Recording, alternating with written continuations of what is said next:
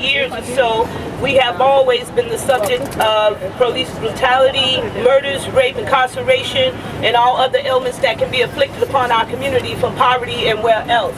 So this is not new, and we have to utilize, number one, the points that Grant just made.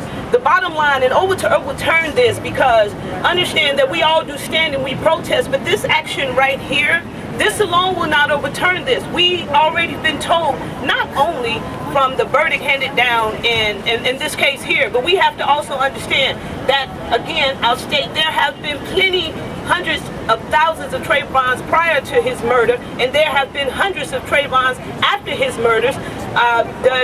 The killers and murderers of Ramarley just got off in New York. Ramarley Graham just got off last week. Okay, the killers of an 8-year-old Anaya in Michigan just got off their cases. So this is not new, that we have to understand. This is not a special case of them being found not guilty.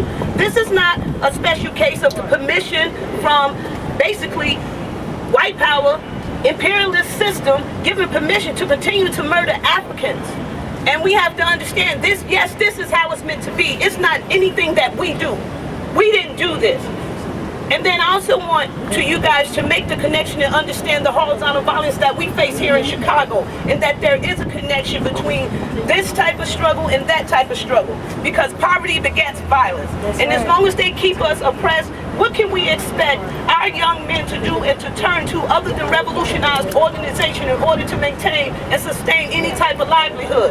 Bottom line, it's not meant for black people to strive, to succeed, unless you are doing the duties of just imperialism and this whole colonizer period. It's not meant to be. It's not well enough that only 20% of Africans in this country are deemed successful, and the other 80% are in poverty and considered poor and useless. And again, I ask along with this and in this organization that, my people, we stop criminalizing our sons who are out here and allowing this media, this system, to label them as thugs, and we're afraid of our own children. I'm speaking to my African brothers and sisters now, because this must be understood. We are the reason things like this happen to Trayvon. Because if it's not happening to us personally, we don't care. Right. Or if it's not happening there until it affects us. So what I'm asking you guys to do, if you don't even do anything else, but understand the love and self-determination that we have to build for that young man on the block that you grab your purse from and that you run from. What's okay with saying, hey, how you doing today? Because that's all he wants.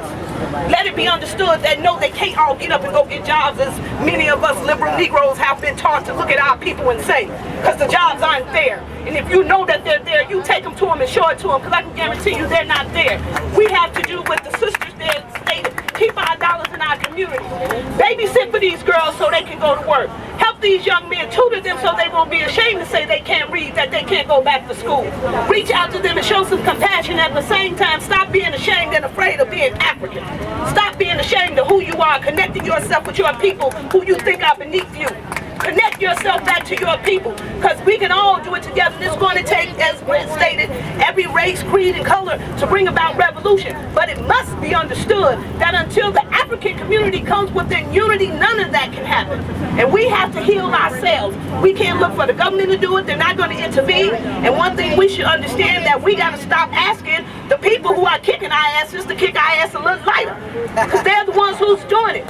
Instead of asking for 10 licks instead of 20, stand the fuck up, stand up and just, put forth that we don't want to get whooped at all. And the only way that's going to happen is if we stand up together. We have to organize together. It has to be done together. And as the sister say, stay out their stores. Keep your dollars with Miss Jones and her little restaurant instead of going to Baba's and all the rest of them. No money, you know what I'm saying? Support it.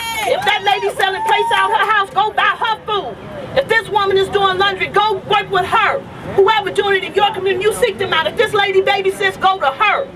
Utilize your African dollars correctly. And until we unite us in our communities, we serve no purpose for any other type of revolution or anything else, but that is needed, and we must strive toward the liberation of African people, and then strive toward the liberation of all people from under this imperialistic, oppressive, colonized society.